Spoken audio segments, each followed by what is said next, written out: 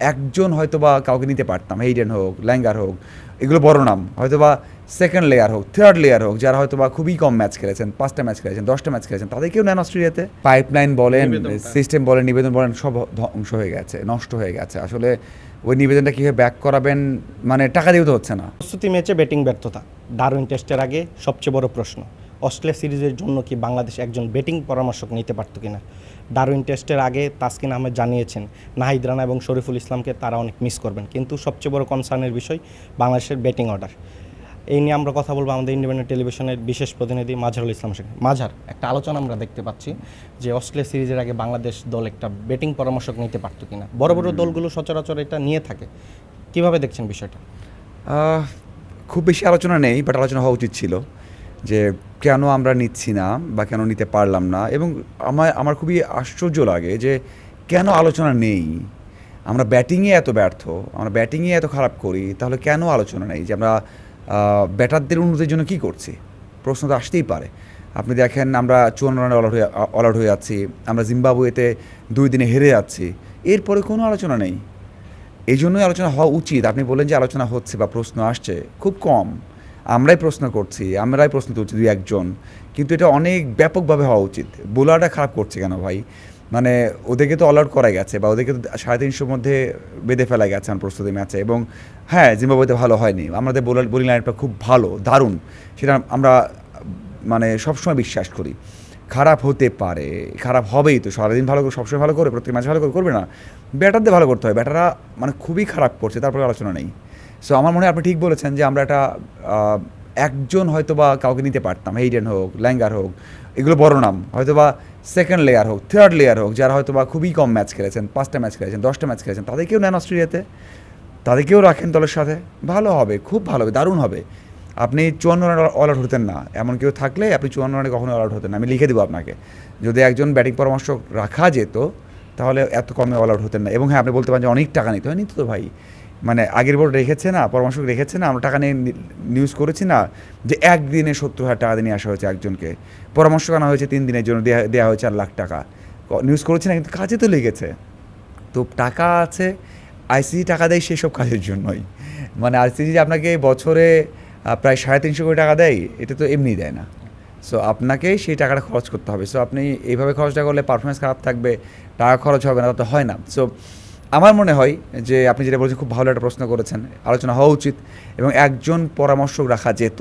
কোচিংও বলতে আমরা, কোচও বলতে পারি আমরা, কিন্তু কোচ বললে হয়তো খারাপ শোনায় যে হ্যাঁ আশরাফুল সেখানে আছেন, ওকে পরামর্শক রাখেন, আশরাফুল যখন বাদ দেবেন, যখন ভালো করবে না তখন লং টাইম কোচ রেখেন, বাট পরামর্শ রাখতে সমস্যা কি? হ্যাঁ, এটা খুবই যৌক্তিক হতো, বড় বড় অনেক দেশই রাখে, আমরা রিসেন্ট হয়তো বা পাকিস্তানকে এমন করতে দেখেছি, অনেকে এই কাজটা করে। সো খুব ভালো হতো, নেই এখন ওই রকম মোটিভেট করার মতো, স্কিলে ডেভেলপ করার জন্য, স্কিল কেমন থাকতে হয়, কী রাখতে হয় অস্ট্রেলিয়ার মাটিতে ব্যাট করতে হলে নেই। আপনি ড্রেসিং রুমে ঢুকছেন, দেখছেন কার কাছে পরামর্শ নেবেন। অনেকেই তো আশরাফুলকে সেভাবে গ্রহণ করেন না।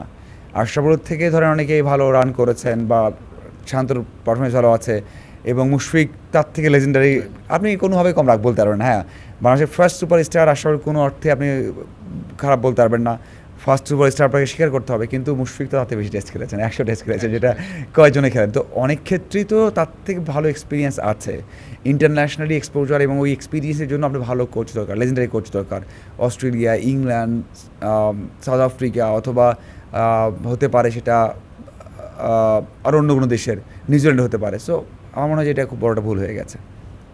জিম্বাবুয়ে সিরিজের পর ব্যাটিং কোচ মোহাম্মদ আশরাফুল জানিয়েছিলেন প্রস্তুতি ম্যাচের ঘাটতির জন্য ব্যাটসম্যানরা তাদের কন্ডিশন মানিয়ে নিতে পারেনি, কিন্তু অস্ট্রেলিয়া সিরিজের আগে ঠিকই প্রস্তুতি ম্যাচ বাংলাদেশ খেলেছে, কিন্তু সেখানে আমরা দেখেছি প্রাপ্তি বলতে শুধু মেহেদী হাসান মিরাজ, দ্বিতীয় ইনিংসে 54 রান অল আউট হয়ে গেছে। মাঝার, আপনার কি মনে হয়? আশরাফুল তো বলেছিলেন ও জিম্বাবুয়ে সিরিজের পর একটা অজুহাতই বলা চলে যে কন্ডিশন মানিয়ে নিতে পারেননি, প্রস্তুতি ম্যাচের অভাব ছিল। অস্ট্রেলিয়া তো প্রস্তুতি ম্যাচ পেয়েছে বাংলাদেশ, তাহলে ডারউইন টেস্টে আমরা কী আশা করতে পারি?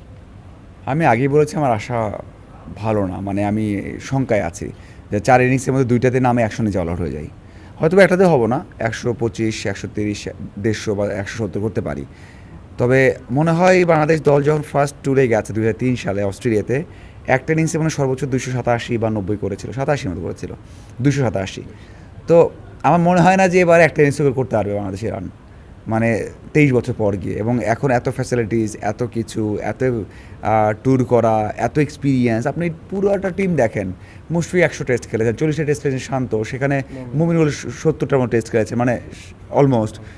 তাইজুল 50টার মতো টেস্ট খেলেছেন, মিরাজ খেলেছেন টেস্ট, মানে তাদের থেকে তো অস্ট্রেলিয়া অনেকেই আমার টেস্ট খেলেনি, তাই না, ইয়াং। তো তারপর আমরা কি চিন্তা করি যে না ভাই, আমাদের এই সাকিব নেই, তামিম নেই, ভাই সাকিব তামিম বেশি টেস্ট তারা খেলছে এখন, কারণ আমরা হচ্ছে ওই যে ওই মোটিভেশন, তারপরে হচ্ছে ওই কমিটমেন্ট আমাদের নেই। আমরা শুধু টেস্ট নাম্বারে খেলে গেছি, আমরা সেই এক্সপিরিয়েন্স নিই কেমন করবো সেটাও নিইনি, সেই পেশেন্স, সেই ডেডিকেশন, সেই একটুও নেই। সো আমার মনে হয় যে কমিটমেন্টটা নেই।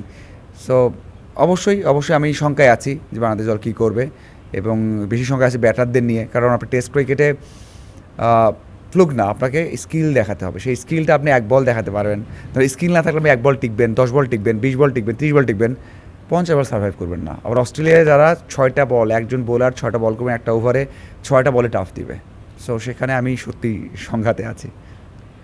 যেমনটা আমাদের বিশেষ প্রতিনিধি বলছিলেন, ডারউইন টেস্ট বাংলাদেশ ব্যাটারদের জন্য অনেকটা পরীক্ষা হতে পারে। বাংলাদেশের টেস্ট শুরু হবে আর 2 দিন পর, কিন্তু আমরা কথা বলতে চাই বাংলাদেশের যে পাইপলাইনে রয়েছে বাংলাদেশ এইচপি দল। এইচপিতে আলোচনা ছিল সাব্বির রহমানকে নিয়ে। সাব্বির রহমান কি জাতীয় দলে ফিরতে পারবে কিনা? আমরা 2টা টি-20 দেখেছি, আশানুরূপ পারফরমেন্স করতে পারেনি। জিসান আলম প্রথম টি-20তে খারাপ করলো, দ্বিতীয় টি-20তে তিনি ফিরে পেয়েছেন, 19 বলে 50 দেখা পেয়েছেন। মাঝার আপনার কি মনে হয় বাংলাদেশ দলের পাইপলাইনটা কি শক্তিশালী করতে গিয়ে আমরা কি বারবার ব্যর্থ, যারা তাদেরই সুযোগ দিচ্ছে কিনা, বা যারা সুযোগ পাচ্ছেন তারা কি প্রমাণ করতে পারছেন না নিজেদের? পাইপলাইন বলে কিছু আছে কিনা আমি শঙ্কায়। আপনি সাকলাইনকে খেলা নেন, যেখানে আবু হায়দার রনি তৈরি, সাকলাইনের থেকে আবু হায়দার রনি বেশি ভালো ব্যাট করেন। যদি আমরা বোলিং ব্যাটিং অলরাউন্ডার চিন্তা করি, বোলিং অলরাউন্ডার হোক, ব্যাটিং অলরাউন্ডার, তো সাকলাইন খেলাতে পারতেন। সাইফুদ্দিনকে ট্রাই করেছেন, ঠিক আছে, সাকলাইনকে দরকার আছে, কিন্তু আপনি কীভাবে পাইপলাইন রাখছেন?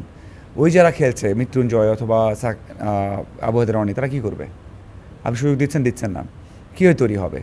এবং তারা কীভাবে তৈরি হচ্ছে? আপনি এই যে অস্ট্রেলিয়া খেলতে যাবে এই টিমটা, মানে এইচপি টিমটা, ওই একটা সিরিজই বছরে খেলে। আপনি হার্ডলি কীভাবে তৈরি করছেন? একটা হচ্ছে বোর্ডের কাজ, আর একটা হচ্ছে প্লেয়ারদের নিজেদের কাজ। আগে সাকিব তামিমরা, মাশরাফিরা মাঠে পড়েই থাকতো, আর আমরা কাউকে দেখি না। তারা সুযোগ পেলে চিন্তা করে যে বাদ পড়ে গেলাম, মানে আল্লাহ করে যারা খারাপ করুক, আল্লাহ খারাপ করুক, আমি ভালো করে আসি, সেই চিন্তা করে না। সো এইগুলো খুবই আমাদের দেশের ক্রিকেটটার, মানে পাইপলাইন বলেন, সিস্টেম বলেন, নিবেদন বলেন, সব ধ্বংস হয়ে গেছে, নষ্ট হয়ে গেছে। আসলে ওই নিবেদনটা কীভাবে ব্যাক করাবেন, মানে টাকা দিয়েও তো হচ্ছে না। আপনি বলেন, অনেক এক সময় কথা হচ্ছিল যে টাকা কম, তারা মোটিভেশন পায় না। এখন টাকা অনেক বেশি বাড়ানো হয়েছে, তারপর মোটিভেশন পায় না। এখন চিন্তা করে যে টাকা বেশি হয়ে গেছে, আমরা 2 বছর এইচপিতে খেলে 2 বছর ন্যাশনাল টিমে আগে খেলতে হবে না আমার ভাই, টাকা হয়ে যাবে। কারণ আপনি একটা টেস্ট খেলে 8 লাখ টাকা পাচ্ছেন, আপনি কোনো কারণে বাংলাদেশ ন্যাশনাল টিমের হয়ে 10টা টেস্ট খেলেন, আপনি 80 লাখ টাকা নিয়ে পাচ্ছেন, টিএডিএ সব মিলিয়ে আপনি 1 কোটি টাকা ইনকাম করছেন। ওই 1 বছরে, মানে 1 বছর তো খেলতে হবে, 1 বছর আপনি বিসিবিতে অনেক সুবিধা পাচ্ছেন, আপনি বিপিএল খেলবেন, আপনি ডিপিএল খেলবেন, আপনার টাকা পাবেন। তো আপনি চিন্তা করছেন যে আমি কোনোভাবে 2 বছর টিকে গেলেই আমার লাইফ সেট। সো এই লাইফ সেটে চিন্তা করে তারা ইন্টারন্যাশনালি ভালো করতে চায় না। সো অনেক কিছু আছে এর মধ্যে, আমার পুরো সিস্টেমটার মধ্যে একটা গলত আছে, পুরো সিস্টেমটাই সমস্যা হচ্ছে। সেই জন্যই এই পাইপলাইন ভালো হচ্ছে না। কেউ একটু ভালো করলেই, খুব স্পটলাইটে আসলেই সেখান থেকে সে নিজেকে অনেক কিছু মনে করে, অনেক টাকা ইনকাম করে তাদের মেইন ফোকাস থাকে না যে ন্যাশনাল টিম আমাদের সব কিছু, ন্যাশনাল টিমকে জেতাতে হবে, নিজেকে ফিট রাখলে দলের জন্য ভালো করলে নিজের ভালো হবে, দলের ভালো হবে, সে চিন্তা করে না। সো এগুলো আমার মনে হয় সব কিছু ঢেলে সাজানোর দরকার আছে। যেমনটা আমাদের বিশেষ প্রতিনিধি বলছিলেন, নিবেদনের একটা অভাব রয়েছে। বাংলাদেশের পাইপলাইন শক্ত হলে ক্রিকেটারদের নিবেদন যেমনটা দরকার, তেমনি বিসিবির ক্রিকেট সিস্টেমটাও ঢেলে সাজাতে হবে।